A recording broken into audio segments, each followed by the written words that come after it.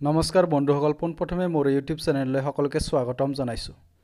আজি ম্যাথমেটিক্স বিষয়ৰ 15টা এক্সপেক্টেড কুৱেশ্যনৰ বিষয়ে আলোচনা কৰিম।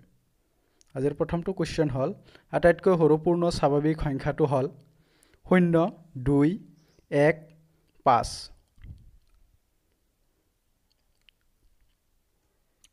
আৰু ইয়াৰ সঠিক উত্তৰটো হ'ব অপচন সি 1।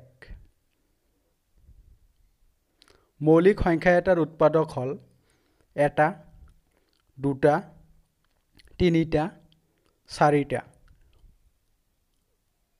আৰু ইয়াৰ উত্তৰটো হ'ব অপচন বি 2।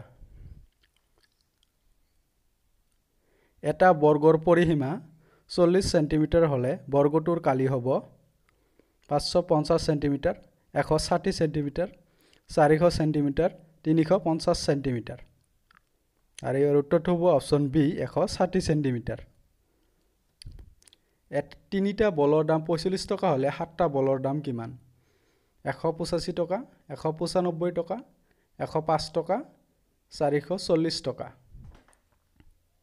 ইয়াৰ উত্তৰটো হ'ব অপচন সি 105 টকা। তলৰ কোনটো সংখ্যা মৌলিক বা যৌগিক নহয়? 0, 1, 2, 3। আৰু ইয়াৰ শুদ্ধ উত্তৰটো হ'ব অপচন বি 1।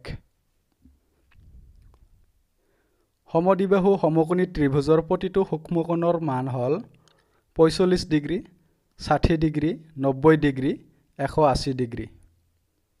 আৰু ইয়াৰ উত্তৰটো হ'ব অপচন এ 45 ডিগ্ৰী।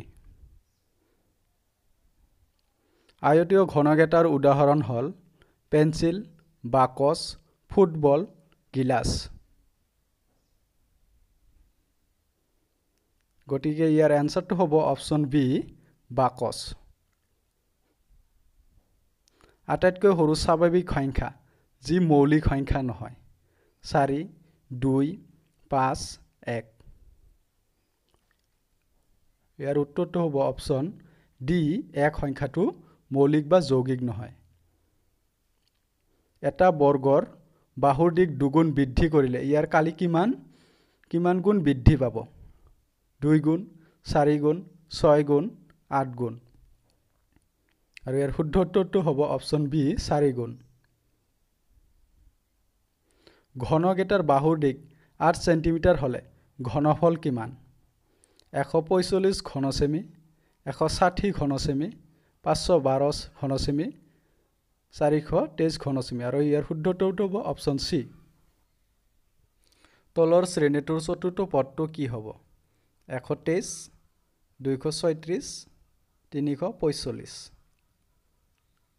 পিছৰ সংখ্যাটো কি হ'ব? ইয়াৰ শুদ্ধ উত্তৰটো হ'ব অপচন এ 456। তলৰ কোনটো সামন্ত্ৰিক নহয়?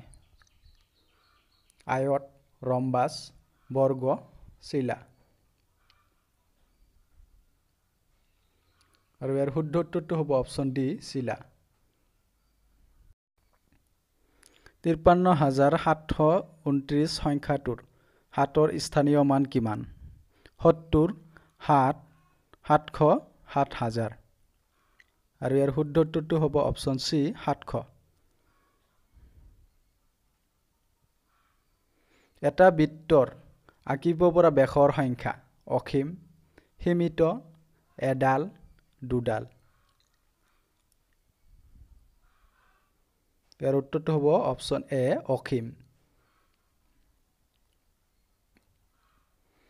আশিক ৰোমান সংখ্যাত লিখিলে হ'ব LX, LX, LXXX, XLL, XL, XL। আৰু ইয়াৰ শুদ্ধ উত্তৰটো হ'ব অপচন বি LXXX।